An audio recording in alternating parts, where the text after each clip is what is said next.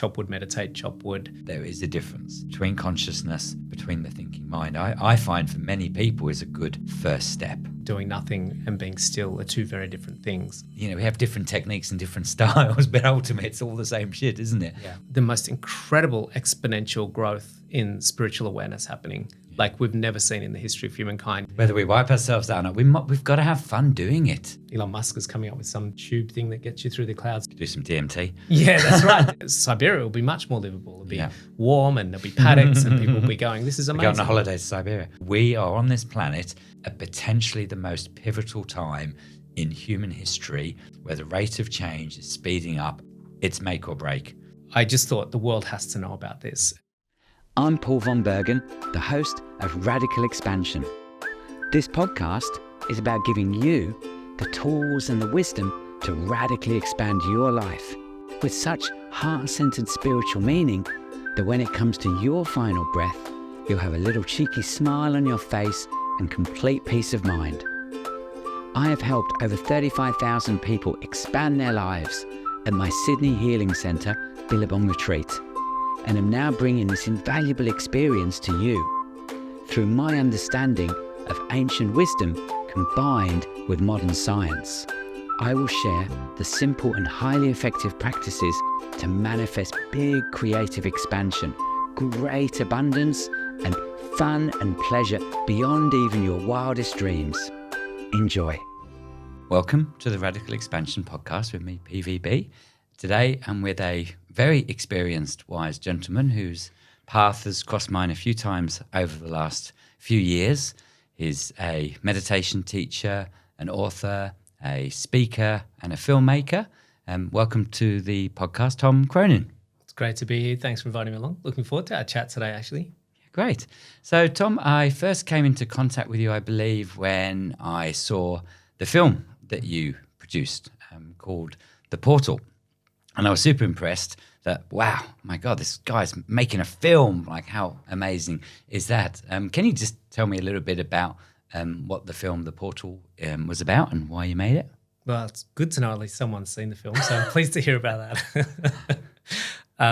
Look, I was so moved and transformed through meditation. It was a game changer for me, particularly transcendental meditation or Vedic meditation. And when I went through the incredible shift that it put me through, getting rid of anxiety, panic attacks, depression, a lot of addictions, and I just thought the world has to know about this. And I became quite fanatical. I was just really blown away that at that point in time, this was in the mid-90s when I came across meditation. Very few people knew about it. It was not, we didn't even have internet back then. So I became very passionate about getting that out to the world. And then as time went on, The Secret came out, and The Secret really was phenomenal in bringing one of the first documentaries in consciousness, conscious movement, conscious content to the world, and that they managed to bring a very esoteric subject of the law of attraction and put it into the households of the world. It was a really groundbreaking film at the time because of the way it actually managed to penetrate the masses. And so from that, I really got inspired to think maybe we could do that with meditation and make a film that showcased the power of meditation to transform humans. And that was the starting point of the film. It went through a lot of renditions and variations along the way as a lot of different creative people get involved in a project like that. It's different when you're writing a book. It's just you and the writing, whereas with a film, there's a lot of collaboration. But in the end, it ended up as a film that was showcasing the power of meditation against crisis, individual crisis, and also potentially a planetary human civilization crisis as well. Yeah. Okay. Yeah. Thank you. So meditation is obviously something you're very passionate about. For many of our audience, they might have some of experience of meditation, but for also some of our listeners, they might not really have practiced meditation, or, what we often hear is, I'm not one of those people that can do meditation. So from your perspective, what would you say meditation is, in a kind of really concise few lines? Can you summarize meditation in 2 or 3 lines? Yeah, firstly, there's a difference between meditation and mindfulness in my mind, and we'll look at meditation for now. Meditation for me is, in my practice, a withdrawing of the senses, withdrawing of the world of duality, that's the world outside of me, withdrawing from the world of relativity, that's the relationship I'm having with the world outside of me, and going inward, away from form and phenomenon into silence and stillness, away from the gross world to the subtle world. And the reason why I want to do that is twofold. One is when we go into that subtle world of what we call transcendence, excuse me, we get a physiological level of rest that's quite profound. And so we're moving the body out of any level of hyperstimulation, which is where a lot of chaos, stress, and disorder happens in the physiology. And a lot of sickness comes from this stress stimulation. And it allows a deep healing process, the parasympathetic nervous system, to take place. And that's actually what healed my body of the anxiety, the depression, the panic attacks, the insomnia, was that I was in a sympathetic nervous system state. So the meditation actually healed a lot of those anomalies within days and weeks by simply putting my mind and physiology into a deep state of rest. The second thing when we transcend is that we get into a expansive field of conscious awareness, not the thinking mind, which is what goes on inside the skull, but the field of mind which happens outside of the skull, which is this field of infinite potential. It's the field of all knowledge. It's the field of all wisdom. And we talk about mind expansion. And your mind can't expand in the brain, but your mind can expand outside of the brain. And that's the field that we get into in meditation. And that's when life gets really exciting. And it's I think for me, that's a big part of what meditation is. Yeah, so meditation, you're saying, is really this ability to move out of our regular kind of mindset of interacting and being in constant relationship with the external world, the duality, the separation, and actually then going inward with our attention to the subtle realm and away from the gross realm. And when we stop constantly trying to interact and work out the world on an external basis, we can move into that parasympathetic response, which we all know is the rest and repair and digest response, where we have a whole completely different biochemical, hormonal functionality within our body. And of course, we know that when we're in that response, that's when our body can heal and repair, because that's what the body wants to do if we give it a chance. It's an amazing piece of equipment. It has this incredible innate capacity. You know, the analogy I like to use, and a lot of my students would have heard this before, is that if we break our leg, we put a cast around that. Now, the cast plays no role whatsoever in healing the broken bone. The bone knows what to do. The body knows what to do and knows how to heal. But we do need to create stillness. And the stillness creates the environment that enables healing to take place. And we take the same premise with the physiology. We do need stillness, and sleep is part of that process. That's why we rest every night, to heal from the day's load. But it's just simply not enough, because the amount of the load that we're putting on our mind and our nervous system and our body, sleep is insufficient at this point in time, even though we still need it. But we need more than just that. And that's where meditation plays that healing role, to deeply nourish and heal the body from past traumas and past stresses. Yeah. That's right, because, of course, if we're sleeping but then spending 14 hours a day in sympathetic stress response, the sleep's not going to be enough, isn't it? So we need to do these. Would you say meditation was a deliberate period of time where you actually take the intention to do that meditative practice? Or would you say meditation is something that you can do during all your activities in the day? It's a really good question. And this is where I like to sort of, I guess, discern the difference between meditation and mindfulness. And again, this is purely subjective. So everyone's going to have their own interpretation and perspective of what meditation and mindfulness is. Meditation for me is sitting with my eyes closed and in a structured process of withdrawal of the duality, relativity, and the world of the senses. Mindfulness is what I'm doing outside of meditation. And that's where I'm being very engaged while I'm driving, while I'm talking to you, while I'm eating my dinner, while I'm hanging out with my family, and being able to observe from the conscious awareness. And so here's the thing where they two come in together. Transcending in meditation and having one of those deeper styles of meditation where we actually get to transcendence enables us to connect to the conscious awareness itself, which is not me, the personality with the name and the history and the future, but just a simple, objective, non-relative conscious awareness. We call it Sakshi Kutashta, the silent witness. And the silent witness is the ability to witness silently you in action, you thinking, you speaking. And very few people, until we start transcending in meditation, are able to separate those two things, conscious awareness and the thinking mind and the speaking body and the movements. But from conscious awareness, that we then start to discern, oh, what am I going to say? How am I saying it? How am I eating? How am I walking? As opposed to just doing it.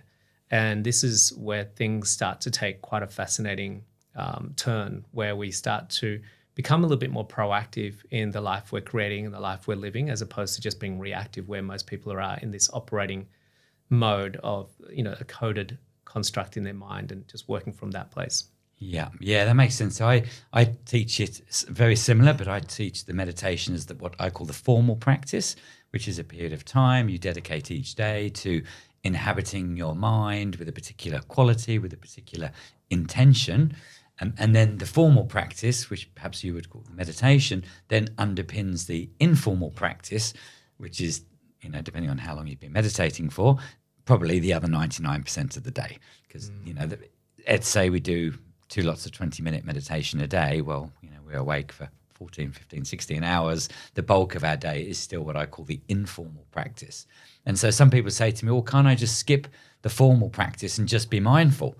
And I say, well, maybe that is possible for some people, but I haven't met that many people. For most people, I find the formal practice, the meditation, underpins the informal practice. So when you've spent some time deliberately inhabiting your conscious mind with particular characteristics for that period of time, particularly in the morning, then it's far more likely that when a trigger event happens during the day, you stand half a chance of bringing yourself into that special attention where you realize you're not your thoughts, you're not your sensations, you're not your emotions, you are the underlying consciousness in which those things arise.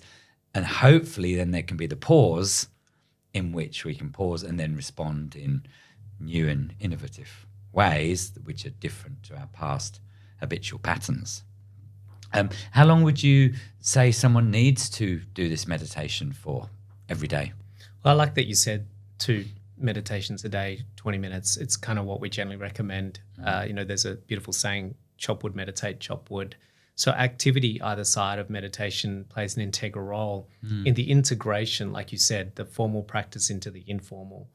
And so what we generally recommend is 20 minutes in the morning when you wake up, 20 minutes sometime in the afternoon before dinner time. Any time between lunch and dinner time will really be sufficient. If you miss the dinner time cutoff, we generally recommend, if you want to do one sort of towards the evening, after dinner, an hour or 2 after dinner, just to let your food digest, you could probably try one in the evening. But that's quite sufficient in today's world. Now, a lot of people tend to think that's a lot of time to meditate. I'm just a busy person. I don't have time. And I always liken it to Malcolm Gladwell's book, The Outliers, that looked at people who are outliers in society. And what he found in this research he was doing was that people who are outliers, like your Tiger Woods, your Williams sisters, your David Beckhams, your Donald Bradmans, was that they were outliers because of what he called the 10,000-hour principle, and that they were uniquely different because of their time allocated to achieving success in one field.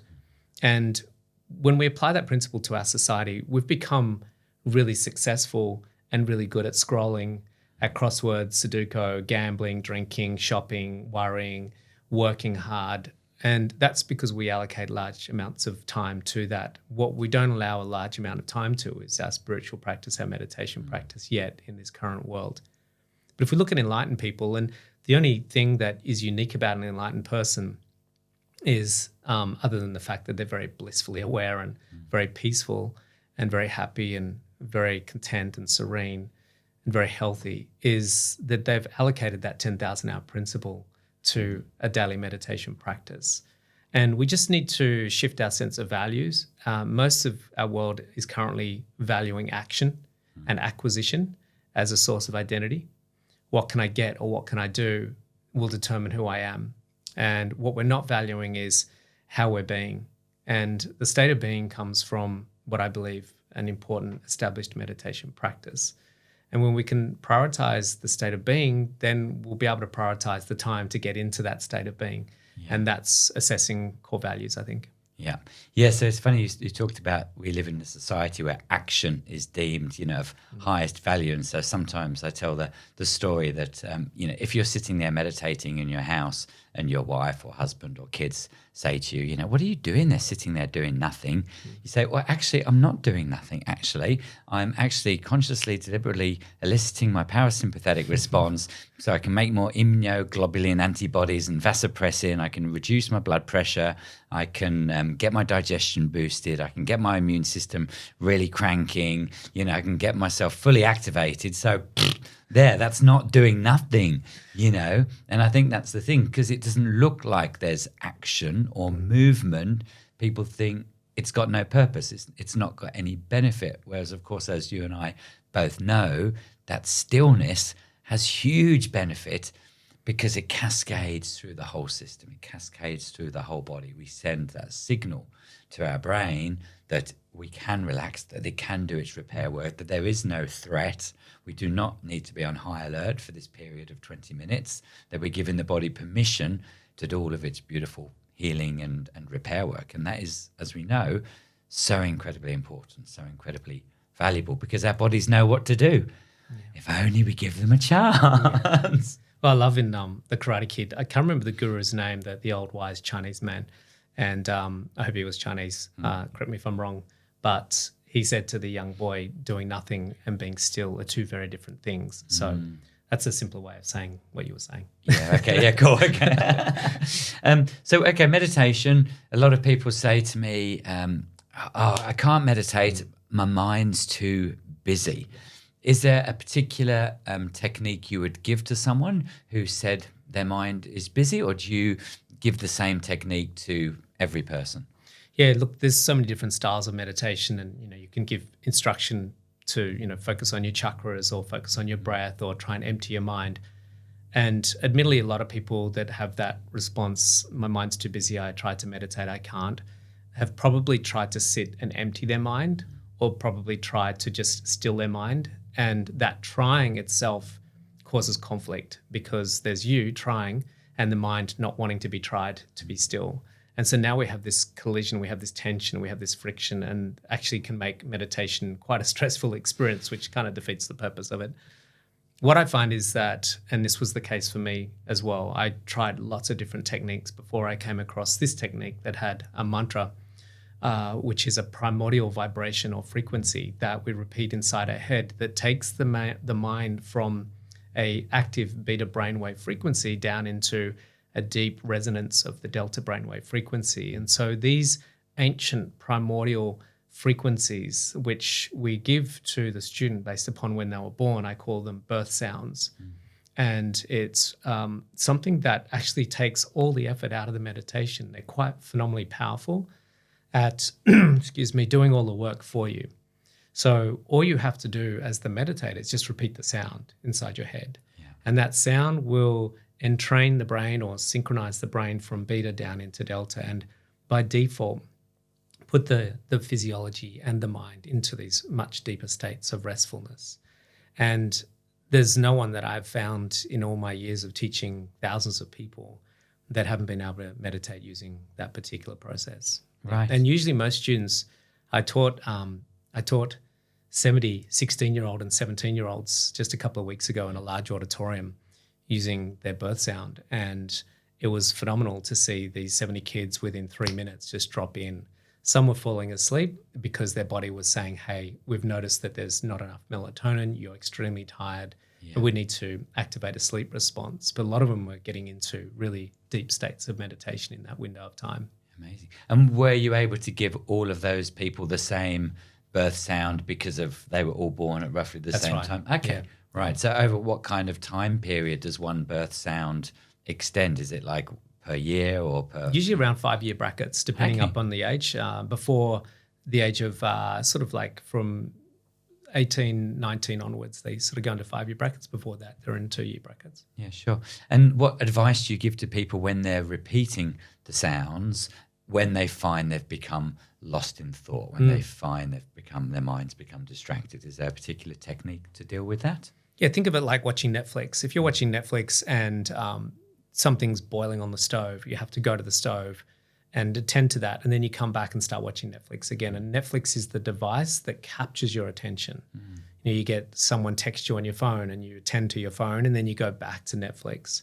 You go back to the charming proposition that is there to lure your mind's attention away from everything else. And so the mind will drift away to other forms of charm and charisma, like what I'm going to have for lunch today. Did I pay my electricity bill? I can't believe I said that yesterday. And this is just the mind going to other places that create degrees of excitation. And so with the teaching is to just gravitate back to the mantra and continue to allow that mantra to do what it does best. Yeah. Okay. Yeah. Yeah. I always say to people that, when they notice their mind has wandered, come back with kindness. I find it's when people get frustrated. Oh my God, there's my mind wandered again. What's wrong with me? Why have I got such a busy mind? That if they can be non-attached to how many times their mind wanders, knowing doesn't mean you're a good meditator or a bad meditator.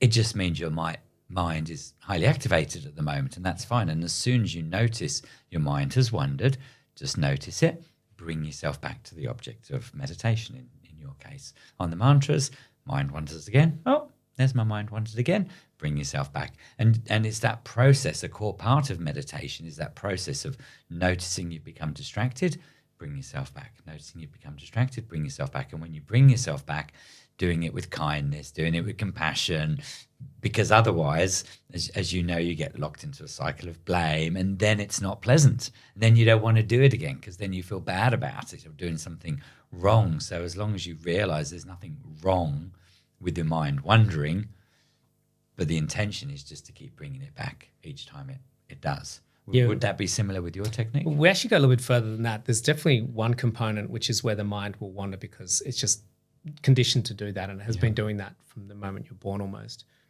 But the second thing is that when we find this interesting phenomenon, when the mantra takes the mind deeper into deep brainwave frequencies, it puts the physiology into profoundly deep states of physiological rest. There's a correlation between still mind and still body. Yeah. And still body when the mind is awake is much, much deeper than still body when the mind is asleep. Yeah. So we've noticed through science and research that the physiological levels of rest in transcendence, when the mind is now no longer thinking and you're awake, is 4 times to 5 times deeper than when we're asleep. Okay. So what happens interestingly then is that the body then starts, because now we've got stillness, and we know that stillness is an environment that is conducive to healing. We know that because that's what happens with the leg. When we put stillness around the broken leg, that activates the healing response. And so the body then, in that deep state of physiological rest of stillness in the meditation, the body starts to actually scan for anomalies. And it will identify where there's anomalies, imbalances, sicknesses, stresses. They can be anything on a surface level to fatigue, which is what we found with those 16 and 17-year-olds the other day, all the way down through to childhood traumas, or even ancestral traumas that have been genetically and ancestrally passed on to you through your parents and grandparents and great-grandparents. And we know that societies in the past have gone through all sorts of mayhem, rape and pillage. And so we are in this generation clearing a lot of past traumas that have been building up and banking up for a while. So when we drop into these deep states, particularly when we're on our retreats, when we hold those deep states over long periods of time, 4 to 6 days, we really start to eat into those deeper stresses. But what happens in that moment when those stresses are unraveling and unlocking, there's a degree of stimulation in the physiology. That leads to stimulation in the nervous system. That leads to stimulation in the mind. And next thing, we're bumped out of meditation. So our teaching is, if you're going from deep stillness and then all of a sudden you're having thoughts, usually that's an indication of stress releasing, which is a really healthy thing. And we promote that that's a good thing. And thoughts in meditation, ironically, can indicate that you're actually having a great meditation. Yeah, okay, great. Yeah, I think one of the quotes I like from John Kabat-Zinn was that the more he meditates, the more he realizes just how busy his mind can be. You become aware of it. You become aware of your patterns of thought. You become aware of your incessant thoughts. But most importantly, you become aware that you are not your thoughts. And I think for many people I've taught at Billabong Retreat, often when I talk to them about consciousness versus the thinking mind, for many people, they don't realize there's any difference between the thinking mind and consciousness. In fact, for many people, they think the thinking mind is consciousness, as opposed to the consciousness being the space in which thoughts can arise. And of course, thoughts are really just words or language. And those words and language haven't actually been around that long, especially not at their current level of complexity.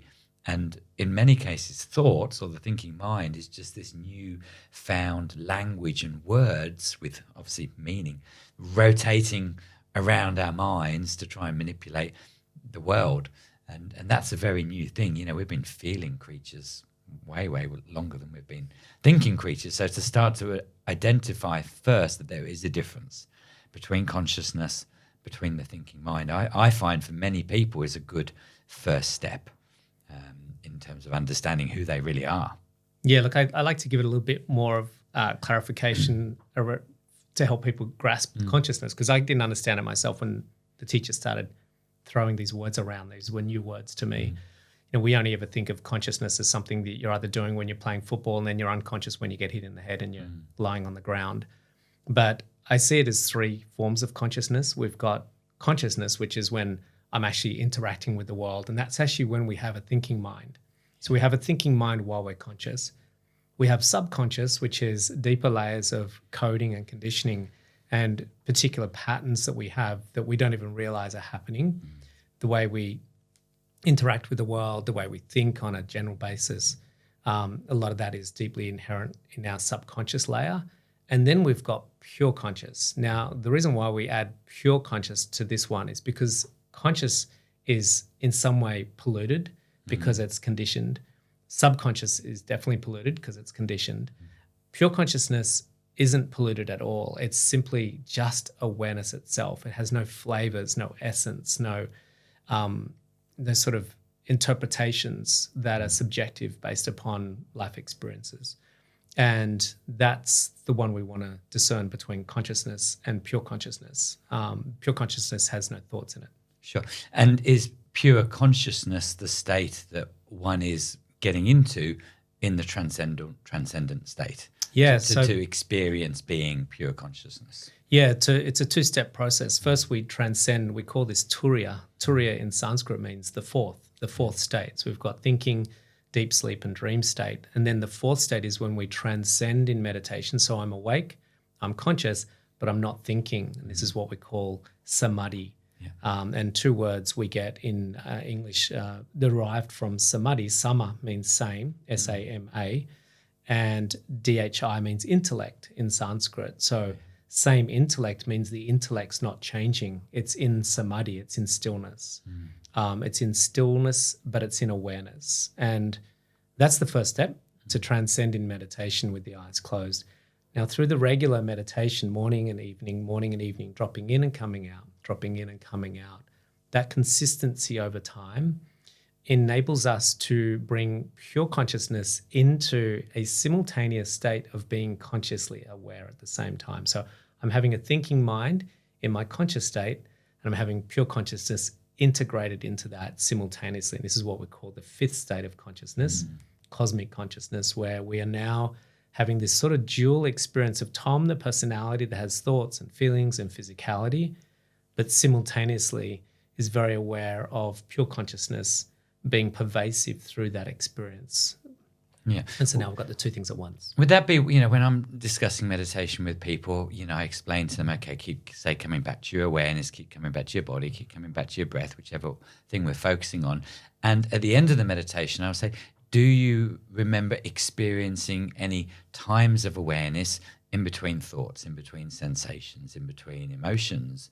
And if so, perhaps that moment of awareness outside of all those thoughts, emotions, sensations is the same as what you would refer to as pure consciousness? Yeah, the analogy I like to use is that pure consciousness is always there. So if, just say, for instance, there's only ever clouds in the sky, and every day you're underneath the clouds on planet Earth and you just think the sky is grey.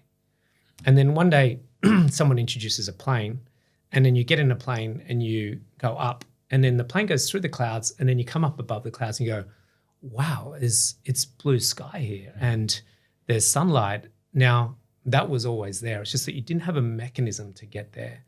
And so there's multiple ways you can get a rocket ship through the clouds, you can get a plane through the clouds. Elon Musk is coming up with some tube thing that gets you through the clouds. So could do some DMT. Yeah, that's right. So there's lots of different methodologies that will get you to what already is, which is pure consciousness. Yeah. And so, guiding them with some meditation, using some plant medicine or DMT, I'm sure breath work, transcending in meditation. I just found that technique was one of the efficient and effective ones for me. But there's no right or wrong way to discover what already is there. It's just a matter of finding one that works for you. Sure. And then, so what's the benefit then of course, apart from obviously our body healing itself, moving into parasympathetic response, hopefully helping our body recover from stress, anxiety, physiological problems, all of those things that we understand through being in this parasympathetic response. What other kind of benefits or outcomes would you say there were from starting to experience and, dare I say, associate with this thing that we're calling pure consciousness? Yeah, it's because really, if we can't identify the benefits, then what's the point of all this funny stuff that we're talking about? It's really, how does it make our life better? How do we find that it adds value? Because everything we're looking to do in life is to add value and to be more fulfilled. So I think the best thing that you could really pinpoint as why you'd want to experience this is because the essence and quality of that state, let's just call it being, capital B.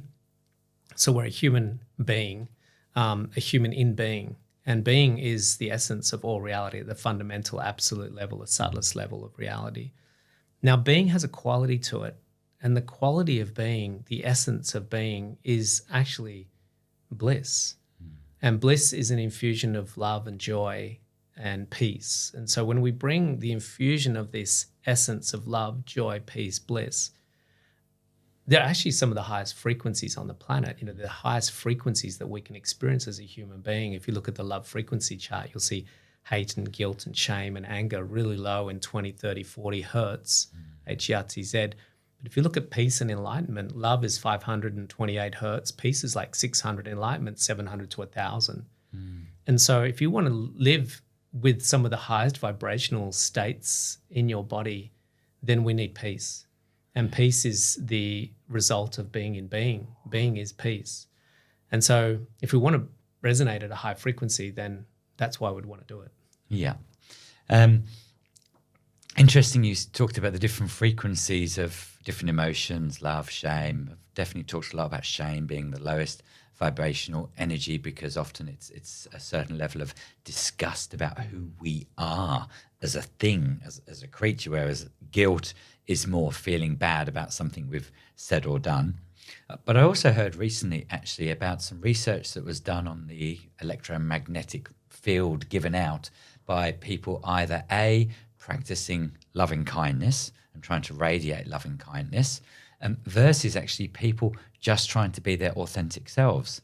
And I don't have details of the study, but what was reported was that the vibration given off, the field given off, was actually 10 times higher for people just being their authentic selves, even than people trying to radiate loving kindness, which is often normally seen as the gold standard. We all want to radiate loving kindness. And that quite surprised me, actually, and really affected how I felt about teaching people about, whether to try and practice giving off loving kindness or actually trying to just be who you really are.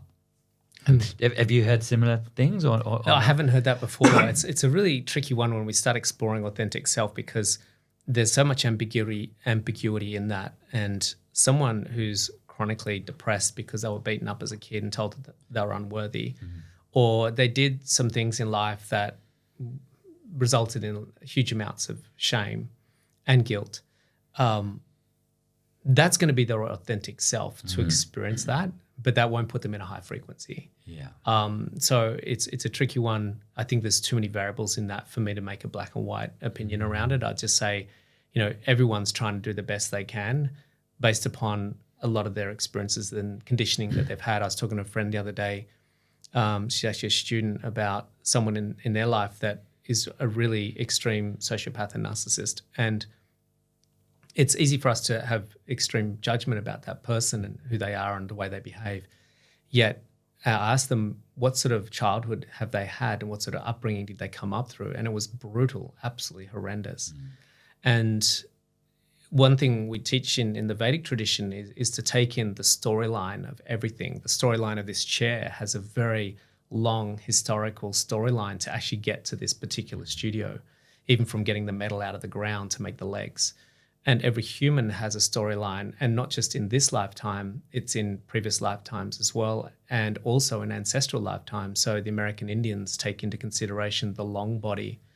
And the long body is not only the previous lifetimes and ancestral lifetimes that you've been through, but also the future time in your life as well. And all of that takes into consideration, like my children are part of my long body.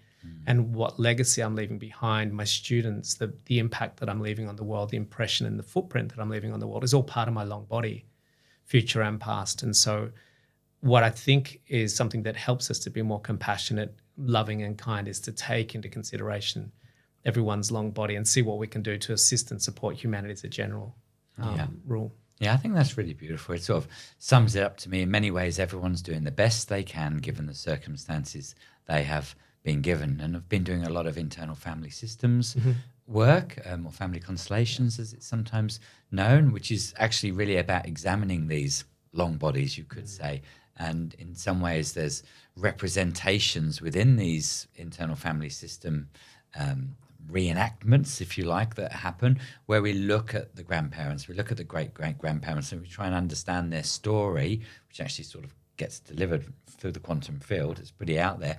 And you often see that the reason someone is acting like they are is because then they were abused in some way by their mother or father, who then was somehow psychologically or emotionally abused by their father or mother, often maybe because they'd been through some traumatic event or they'd been sent off to war as an 18-year-old boy and had to kill and mutilate people, and then had come back and not received any support, any counselling, any therapy, and was just put back into society with fully blown PTSD. And then you see that ripple effect all the way through the generations, and it's like, is someone really to blame for that? Or perhaps, as you more suggested, can we hold that person with empathy and compassion, not saying necessarily that the things they do are right or acceptable, but we can have some level of compassion and understanding for why those behaviors are playing out. And we can, rather than just demonize those people and saying you're a bad person, you're evil, you're a psychopath, we can actually say, well, okay, let's look at this. Why are these habits playing out? What can we do to try and help and support and heal this person so they can move through those ancestral patterns of trauma and shame, etc. So I think, yeah, it's very similar, actually. Consciousness. Who are you? if I was to ask you how would you ultimately describe yourself, the I? I would respond with, there's two components to that. I call it the lower self and the higher self. So my lower self is the vehicle that I'm currently identifying as and utilizing to exist in this particular dimension, this 3D dimension on planet Earth. Now, what I have as a vehicle is I have a physical apparatus, I have a mental apparatus, which is the brain, the software, and then I have an emotional apparatus, which is the feeling body. So those three things are what Tom Cronin currently experiences in this location on planet Earth. Yeah. Now, I also have simultaneously, I have access to the higher self. Now, everyone has access to the higher self, but they just maybe not know it yet. And the higher self is a non-changing eternality of the unmanifest, formlessness and impermanence and the permanence of all nature, all reality, all universality and multiple universalities when we say formlessness. So it's not something that you can quantify, touch, feel or look at. It's actually an infinite field that is so subtle that it's almost undescribable. But that's me. Is that God? That's very open to interpretation because of the number of religions that have emerged since, pre-religious days. We've only had religions for sort of 2,000 to 3,000 years, and the understanding of this existence, of this eternality and the unmanifest, has predated all religions. So in those days, they used the word God. These days, I'd be reluctant because someone would say, no, your God's different to my God. And that's not what my God is. So I would say that's more the divine or source. Yeah, it's such a controversial word to use, God, unfortunately. It's a word I've actually started using again in the last 6 months to 9 months. It was a word I was always scared of using. It's like all the words, in almost like the word yoga as well. Yoga has been a word I've always been a little bit reluctant to use, which is why I call my retreats mindfulness retreats, because of the baggage and the associations with the word yoga or with the word God, that, you know, when you're trying to attract people, that word might be repulsive to them because of their belief systems around what that word means or doesn't mean. So you've got two choices. You either give up on those words and just find new words, or you can say, no, I'm not giving up on that word. I'm going to try and reclaim that word. I'm going to try and help people reinterpret what we mean by that word. And God is, you know, one of those words that I do want to talk about and try and help understand that there is a different meaning for the word God that doesn't have to be my God or you God, your God, that can be used to describe this universal field, this oneness, the permanence, the source, the divine, the place from which everything comes from and everything goes back to. Is that a kind of similar concept to your sort of notion of permanence and oneness? You know, I had a really strong Catholic upbringing, and I really feel that was a very strong foundation to my then spiritual development and growth after my 20s. It was interesting, as a child, I had a very strong sense of God and prayer every night to this intelligence, and it was really quite phenomenal. My mum was always quite amazed, not only at my faith, but also the responses that I was getting from God to my prayers. You know, crazy things were happening to me as a child that she sort of said, wow, you know, your faith is strong, but you also, what you're getting from God is quite amazing as well. And then in my 20s, I went a long way away from God and went into a very dark time of hedonism and narcissism and living life as a broker in Sydney. And then that led to a lot of darkness and misery, which led me back to then meditation and spirituality. And then in that, I started to reconnect with God again. And so for me, God, which I found in the Vedic knowledge, is widely talked about and widely expressed, that terminology, that word. But it's spoken in ways of speaking of an omnipresent, omniscient, and omnipotent force of energy. Yeah. And when we say omni, that means all, which means omnipresent means it's all things at all times. And we don't just mean all things within this room or this particular globe, but we get very narcissistic as humans because we think we're like the center of the universe, when in actual fact we're this tiny little microscopic dust ball around a tiny little spark which will burn out in just a few thousand years and won't even exist at any point, at some point in the future. But the universe itself will continue on, completely oblivious that this little spark went out. But omnipresent is that it's all things at all times. Omnipotent means that it's all powerful. It is the creator of quasars and amoebas and bacteria and universes, multiple.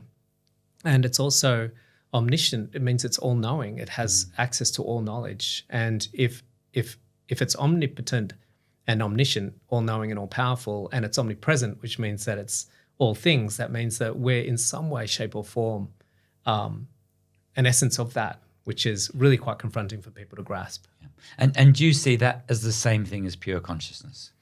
I would say that's the same thing as pure consciousness. Yeah, absolutely. Yeah, and that's how I describe it now. I'm verbal now about saying we are a unique expression of God living out a life in this human body with this human apparatus. But ultimately, that essence is who we are. It's where we come from and when we go back to. And I'd always talked about that previously in a kind of very intellectual kind of way. But until I had a very strong 5-MeO DMT experience last year, which I refer to as my God realization experience. And during that experience, I went into a place where I had no doubt. And it's very hard to explain in words, but I had an experience which potentially also your meditators can get through transcendental meditation. I'm not trying to say that experience is not an experience you can't get in any other ways. It is a bit of a shortcut way. Yeah. And an absolute knowing with absolute clarity that source is ultimately, when you let go of all the other things we attach to, we cling to, that is the truest form of who we are, that we are at essence the all-powerful God. And it's really scary. It's really out there, isn't it? Yeah. Because it puts a bit of responsibility on us, and it makes us the most magnificent, wonderful things that can do anything if we put ourselves in the right alignment. I had a great conversation with my auntie. I posted this recently. She's a Loretto nun, 79 years old, and a beautiful human being. And we're chatting about God and prayer and meditation. And her interpretation is, being a very devout Catholic and nun and dedicated to prayer and God. She said that the thing is, God to her is omnipresent, and God is love, which means love is omnipresent. And the only difference is there are people that realize that and people that don't realize that. And she said for her prayer and meditation is this 24/7 process. There's some of it is a 1 hour of eyes closed, sitting down in her meditation. And the rest of it is being mindful throughout the day that she is the custodian, the representative of love. And she just gives herself over to serve from love and for love in everything that she does, and to check in with herself throughout the day. When and where have I separated from my true nature, which is love? And how do I get back to that? And it was so beautiful and so simple that if God is omnipresent and the essence of God is love, then can she just be the truest version and form of that? Yeah, beautiful. How urgent do you think the crisis is for humanity? How long have we got, Tom? That's a pivot, isn't it? What time is it now? There's so many different people looking at this from different angles. You know, when we did a lot of research for our film, we talked to, because we were talking about in the film human crisis and how we can shift ourselves out of that trajectory of crisis into a place of peace and harmony and a greater existence.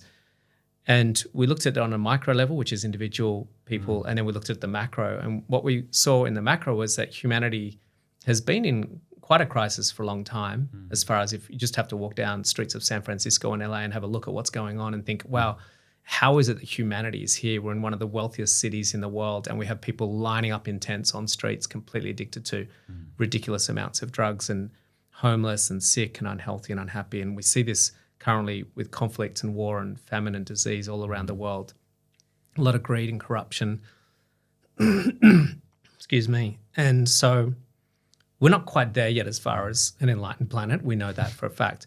But the current trajectory that we're on in the commoditization and extraction model that we currently have is so unsustainable. And a lot of the senior climate scientists,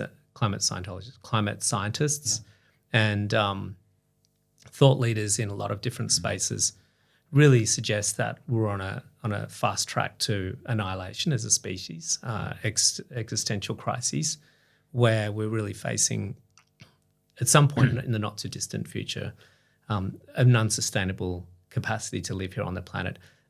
One guy, I won't mention his name, he's very private, but he runs a very large venture capital firm investing in existential risk to humanity. And he's literally putting his money where his mouth is. It's a large fund worth billions that they're investing in particular strategies to prevent the annihilation of the human species. And I asked him, what does he think are the main ones that are the ones that we're facing, the main catalysts?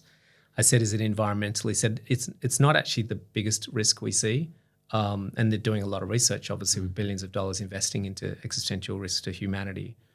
The environmental, he said, will cause lots of problems for us. It won't actually wipe us out. He said some parts of the world will actually be a lot more livable. There's a lot of the world currently that's unlivable. 70% of Australia is completely unlivable. 70% of Russia is completely unlivable. Siberia, you know, we've got a lot of the world that's unlivable and a lot of the world that's extremely livable. And he said that will just change. Some places will be unlivable, like Bangladesh and Florida will be unlivable. But people will just move. Siberia will be much more livable. It'll be warm and there'll be paddocks and people will be going, this is amazing. Going on a holiday to Siberia. Yeah, and so he said it won't actually annihilate us. It will just make things a little bit different. But we've faced that for, you know, hundreds of millions of years anyway, with going through different ages. But he said that the biggest risk he looks at is AI. Yeah. Nuclear is big. Obviously, we have a few countries with some fairly unstable leaders in them that have access to nuclear weapons. That's quite a concern. But the biggest one, I think, is where AI is going. Yeah, this is a concern I share as well. I've heard scientists say actually it's not an environmental crisis; it's actually a spiritual crisis, and I think that could also be applied to AI as well. And I believe that we're going to go forward in a path that people will either choose to almost surrender to the AI and just decide to plug into it and let the AI literally implant thoughts, knowledge directly within their consciousness, and that will just become their truth. The AI truth is their truth, which I think is very risky and open for manipulation.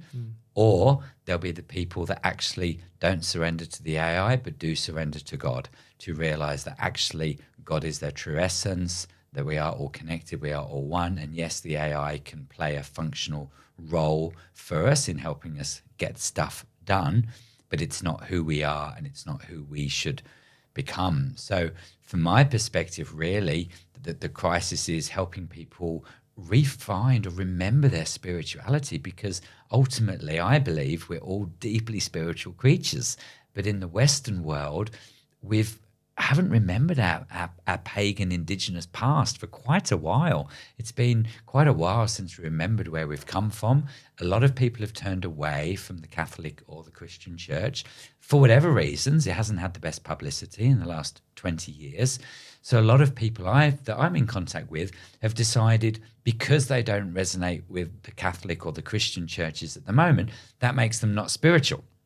Whereas what they don't realize is there's other ways to connect to their spirituality. You don't need to go to a building. You don't need to go to a church. You can find your own spirituality through your own personal practice or your own divine connection. And I feel if we can help move more people into that state of remembering who they truly are, and if we can get to a certain critical mass level, then that will ripple through society, and then society will change. But we do it on a person-by-person basis rather than trying to change the structures or the governments or anything. We actually do it one person at a time. And I think that's quite urgent. Like next 10 years kind of urgent, which is bloody urgent. Like, I don't know, this is just what I'm hearing, but they're saying the environmental crisis is the next 10, 15 years. We're going to go past the tipping point. Like, I don't think this is a 100 or 200 year project. I honestly, genuinely believe we are on this planet at this time, at potentially the most pivotal time in human history, where the rate of change is speeding up at an incredible rate. And with AI, which got introduced half a second ago, and we've already seen what it's going to do, we're just going to see so much change in the next 5 or 10 years that it's make or break. And unfortunately, we're the ones in our middle age with some kind of position of, I don't know, responsibility or something, that have got to play a role and have got to step up and collaborate and try and do whatever we can do within our power, in our community, in our little village, in our Sydney, in our New South Wales, whatever our little field of influence is, to try and bring people back into their remembrance of who they truly are, that they've got everything they need within them, everything they need, all this craving for outside stuff, which is driving the consumerism, which is driving the commodities industry. If you take away the demand, problem sorted.